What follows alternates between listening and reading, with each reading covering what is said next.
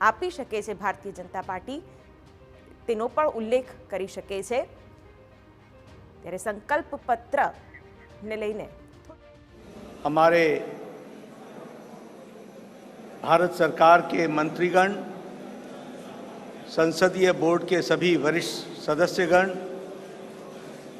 और हमारे पत्रकार मित्रों, आज इस संकल्प पत्र के लॉन्चिंग के अवसर पर हम सब लोग यहाँ एकत्र आए हैं और इस कार्यक्रम में हम सबको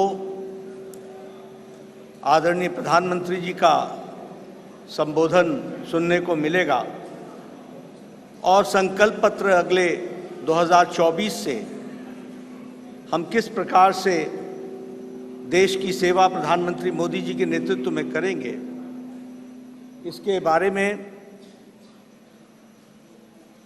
हम सब लोगों को जानकारी मिलेगी। आज इस अवसर पर सबसे पहले तो मैं आदरणीय प्रधानमंत्री जी का आज के कार्यक्रम में आने के लिए हार्दिक अभिनंदन करता हूं और स्वागत करता हूं। प्रधानमंत्री जी जब भी पार्टी की कोई भी गतिविधि होती है, उस गतिविधि के साथ वो अपने आप को जोड़ते हैं और जैसा मैंने पहले भी कहा है कि तमाम प्रधान प्रशासक होने के नाते जिम्मेवारियों को निभाते हुए पार्टी उनकी हमेशा पहली प्रायोरिटी रही है और पार्टी को वो हमेशा जब भी हमने समय मांगा तो उनका मिला है।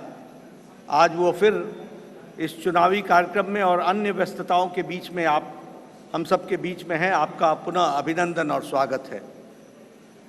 आज भारत रत्न डॉक्टर भीमराव अंबेडकर जी की जन्म जयंती है। हम सब की ओर से उनको श्रद्धांजलि पूर्वक नमन। और हम सब जानते हैं कि डॉक्टर अंबेडकर जी ने अपना सारा जीवन सामाजिक न्याय के लिए पूरी ताकत के साथ सामाजिक न्याय की लड़ाई उन्होंने जीवन भर लड़ी। ऐसे डॉक्टर भीमराव अंबेडकर जी के रास्ते पर चलते हुए भारतीय जनसंघ से लेकर भारतीय जनता पार्टी हमेशा इस विचार को और सामाजिक न्याय की लड़ाई सत्ता में रहे तो भी और सत्ता में न रहे तो भी हमेशा इस सामाजिक न्याय की लड़ाई को हम सब लोगों ने लड़ा है। हम जानते हैं कि आज संकल्प पत्र को लोकार्पण होगा, लॉन्चिंग होगी, लेकिन हम सबको यह भी ध्यान में रखना चाहिए कि भारतीय जनता पार्टी और शुरू में जनसंघ काल से लेकर यह वैचारिक अधिष्ठान आइडियोलॉजिकल बेस्ड पार्टी होने के नाते एक विचारों को लगातार आगे बढ़ाते हुए उस वैचारिक अधिष्ठान की यात्रा में हम सब लोग सम्मिलित हैं और हर बार जब चुनाव आता है तो उसी वैचारिक यात्रा को आगे बढ़ाने का क्रम हम सब लोगों ने किया है और उसको आगे बढ़ाया है। जिस बात को 1952 में श्यामा प्रसाद मुखर्जी जी ने कही, जिसे आगे पंडित दीनदयाल उपाध्याय जी ने आगे बढ़ाया, उस विचारधारा से हम कभी डिगे नहीं, हम उसको समर्पित रहे और उसको आगे बढ़ाने में हम सब लोगों ने भरसक प्रयास किया है। और हम कह सकते हैं कि मैनिफेस्टो या संकल्प पत्र यह उस विचारधारा, उस वैचारिक अधिष्ठान का अनफोल्डमेंट है। उसी को आगे किस तरीके से बढ़ाया जाए, उस यात्रा को आगे बढ़ाने का काम हम सब लोगों ने किया है। हम सब जानते हैं एक समय में हमने एकात्म मानववाद की बात कही, उसी को आगे हम लोगों ने जब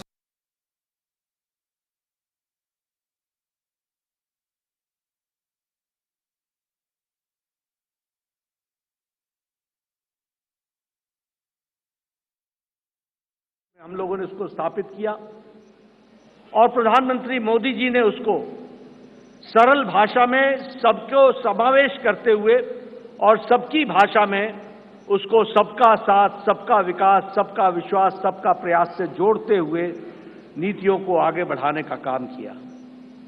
मुझे याद है कि 2014 में जब प्रधानमंत्री मोदी जी संसदीय दल के नेता सेंट्रल हॉल में चुने गए थे, तो उस समय उन्होंने बड़े स्पष्ट शब्दों में कहा था कि हमारी सरकार गरीब को समर्पित है, हमारी सरकार गांव के विकास को समर्पित है, हमारी सरकार जो समाज के अंतिम पायदान पर खड़ा व्यक्ति है उसको समर्पित है।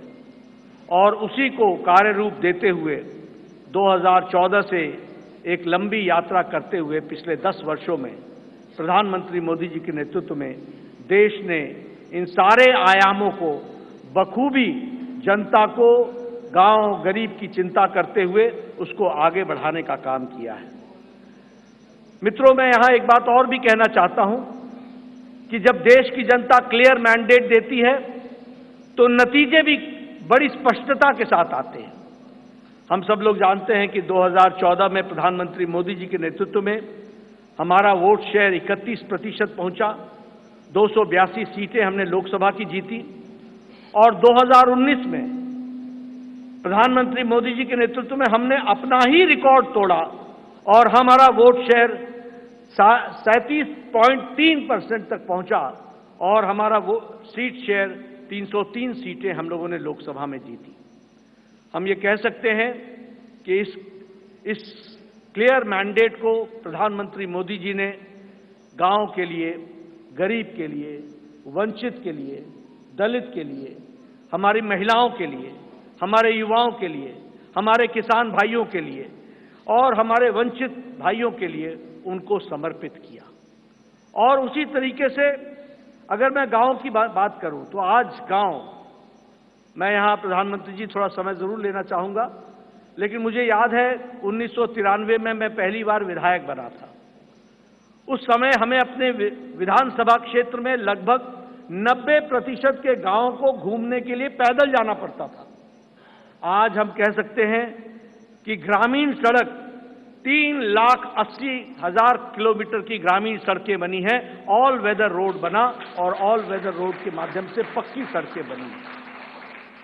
आज हमारे इलाकों में कोई ऐसा गांव नहीं रहा जहां हम पक्की सड़क से पहुंच नहीं सकते हैं।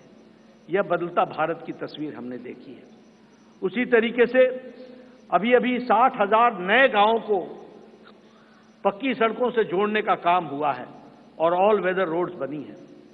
कभी हमने कल्पना नहीं की थी कि गांव का सशक्तिकरण होगा, कभी गांव में भी कोई ऑप्टिकल फाइबर पहुंचेगा, लेकिन आज मुझे खुशी है कि आपके नेतृत्व में 2 लाख पंचायतों को आपके नेतृत्व में ऑप्टिकल फाइबर से जोड़ दिया गया है और उनको भी इंटरनेट फैसिलिटीज के साथ जोड़ा गया है।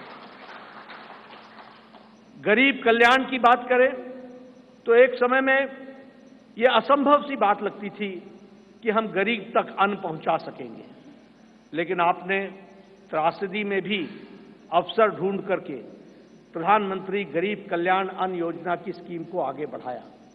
80 करोड़ की जनता को या तो 5 किलो गेहूं या 5 किलो चावल या 1 किलो दाल ये देने की व्यवस्था की। आज उसके कारण हम ये कह सकते हैं कि लगभग 25 करोड़ लोग, भारत की आबादी आज गरीबी की रेखा से ऊपर उठ करके अबव पॉवर्टी लाइन में आ गई, बिलो पॉवर्टी लाइन से निकल गई। ये भी हमारे ध्यान में। और इंटरनेशनल मॉनिटरी फंड के अनुसार अति गरीबी भारत में अब 1% से भी कम हो गई है, 0.08%, 7% पर ला करके खड़ा किया है।